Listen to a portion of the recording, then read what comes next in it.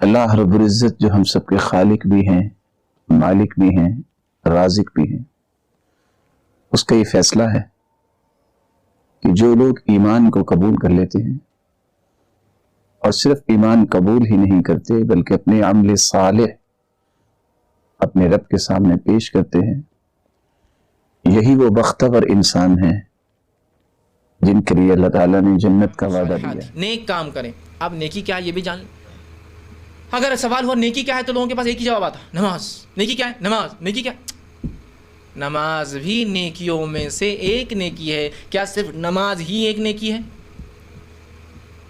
نیکی کیا ہے معلوم آپ کو؟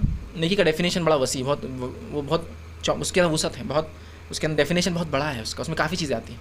ہر وہ کام جس کے کرنے کا حکم اللہ کی کتاب نے دیا، اور ہر وہ کام جس کے کرنے کا حکم اللہ کے رسول صلی اللہ علیہ وسلم نے دیا، مطلب شریعت نے دیا کرنے کا حکم، ان کاموں کو کرنا نیکی۔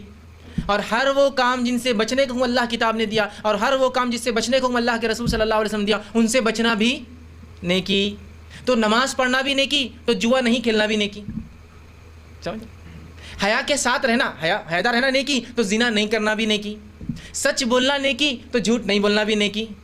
حلال کھانا نیکی، تو حرام سے بچنا بھی نیکی۔ تو میں نے جب تک حلال کمایا نیکی میں تھا، جب تک حرام نہیں کیا ان الانسان لفی خسر الا الذین آمنوا وعملوا الصالحات وتواصوا بالحق وتواصوا بالصبر۔ زمانے کی قسم ہے یا زمانہ گواہ ہے، تمام انسان خسارے میں ہے، گھاٹے میں ہے، ٹوٹے میں ہے، سوائے ان کے جو ایمان لائے اور انہوں نے نیک عمل کیے، اور انہوں نے ایک دوسرے کو حق کی وصیت کی، اور انہوں نے ایک دوسرے کو صبر کی تاکید کی۔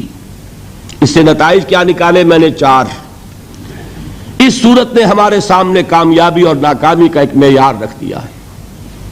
کامیابی دولت سے نہیں، کامیابی جائیداد سے نہیں، کامیابی شہرت سے نہیں، کامیابی قوت اور اقتدار سے نہیں، کامیابی ان 4 چیزوں سے نہیں، کامیابی ایمان سے ہے، عمل صالح سے ہے، تواصی بالحق سے ہے، تواصی بالصبر سے ہے۔ نمبر 1۔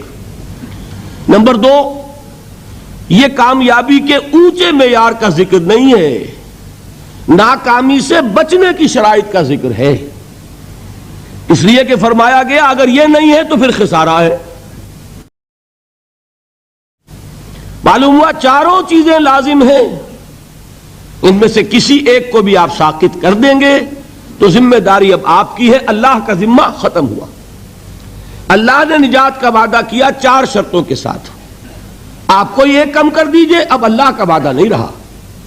اب کیا ہو جائے گا اگر قرآن مجید کی اصطلاح لیں گے؟ تلک امانیہم، اب یہ ان کی نیک خواہشات ہیں۔ نیک خواہشات سے بھی اصل مفہوم نہیں سمجھیں گے، انگریزی کا لفظ ہے وشفل تھنکنگ۔ آپ اپنی خواہشات کو خیالات کا جامہ پہنا دیتے ہیں، یہ ہماری خواہشات ہیں جو اپنے نظریات کی شکل اختیار کر لیتی ہیں۔ اللہ تعالیٰ کے ہاں تو نجات۔ صلی اللہ علیہ وآلہ وسلم کا فرمان ہے اکفلوا لی بست اکفل لکم بالجنہ، 6 کام تم کر لو میں تمہیں جنت کی ضمانت دیتا ہوں۔ اصدقوا اذا حدثتم، جب بھی بات کرو سچ بولنا۔ واوفوا اذا عاہدتم، جب وعدہ کرو تو وعدہ پورا کیا کرو۔ وادوا اذا اؤتمنتم، جب امانت دیے جاؤ تو اس میں خیانت نہ کیا کرو، اس کی حفاظت کیا کرو۔ وغضوا ابصارکم، اور اپنی نظروں کو جھکا کے رکھو۔ وکفوا ایدیکم، اور اپنے ہاتھوں سے کسی کو تکلیف نہ دو، اپنے ہاتھوں کو تکلیف سے بچا کے رکھو۔ واحفظوا فروجکم، اور اپنی عزتوں کی حفاظت کرو۔ یہ 6 کام تم کر لو، فرمایا میں تمہیں جنت کی ضمانت دیتا ہوں۔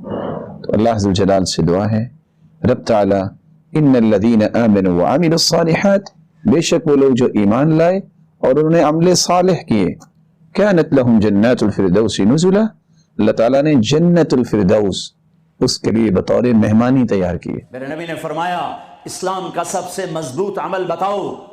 صحابہ نے کہا نماز، فرمایا نہیں، اچھی چیز ہے یا رسول اللہ جہاد، ہم نے کہا نہیں۔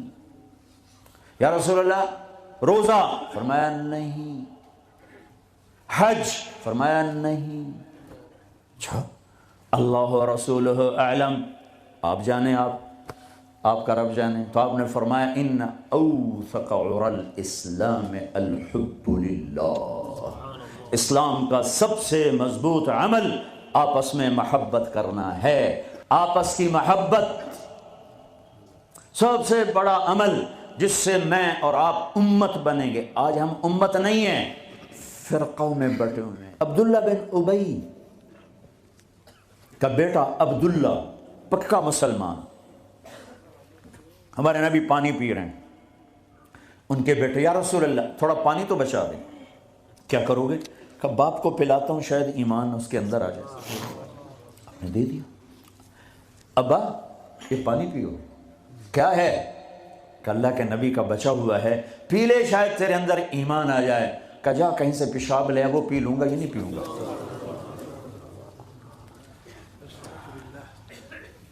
ان کو چڑا غصہ، سیدھے یا رسول اللہ مجھے اجازت دیں اس منافق کا سر اڑا دوں. بیٹا پوچھ رہا ہے، اتنی بڑی گستاخی.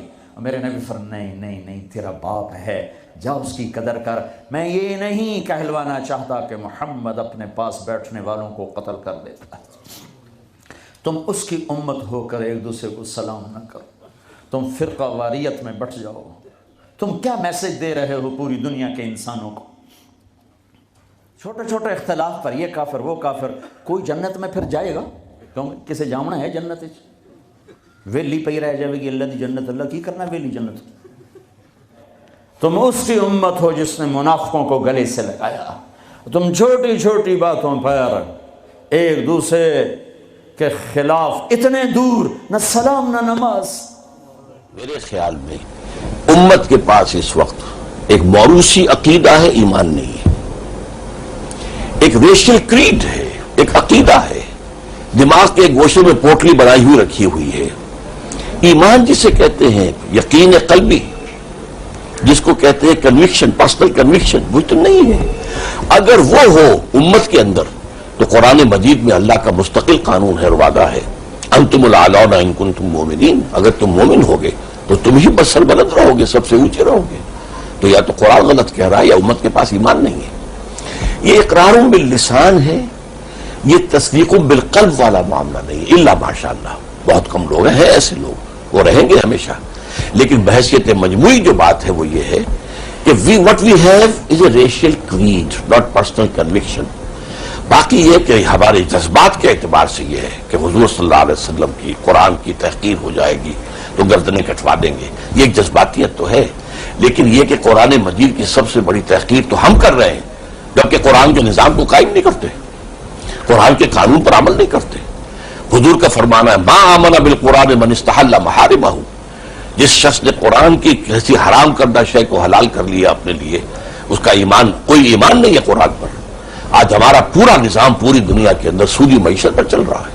اس سودی معیشت کے معاملے کے اندر ہم حساس بھی نہیں رہے. ہم نے اس کو سمجھا ہے شیر بادر کے طریقے سے وہ معاملہ ہمارے یہاں چل رہا ہے. تو اس حوالے سے اصل میں ایمان کا معاملہ اور ہے، اسلام کا معاملہ اور ہے. ہم مسلمان ہیں اور وہ پیدائشی طور پر ہو جاتے ہیں. وہ تو مسلمان کے گھر میں پیدا ہوا ہوں، میں مسلمان ہوں. ایمان حاصل کرنا پڑتا ہے. اسی لیے سورہ نساء میں ایک آیت ہے بڑی پیاری، یا ایھا الذین آمنوا آمنوا باللہ ورسولہ والکتاب الذی نزل علی رسولہ. اے ایمان کے دعوے دارو، ایمان لاؤ اللہ پر، اس کے رسول پر، جیسا کہ ایمان کا حق ہے. تو وہ ایمان جو ہے، جیسے قرآن مجید میں ایک جگہ کہا گیا ہے کہ خاص لوگوں کے بارے میں قالت الاعراب آمنا قل لم تؤمنوا ولکن قولوا اسلمنا ولما يدخل الايمان في قلوبكم. یہ بدو کہہ رہے ہیں ہم ایمان لے آئے. اے نبی ان سے کہہ دیجیے تم ہرگز ایمان نہیں لائے ہو. ہاں یوں کہہ سکتے ہو کہ ہم مسلمان ہو گئے، اسلام لے آئے ہیں، ابھی تک ایمان تمہارے دلوں میں داخل نہیں ہوا.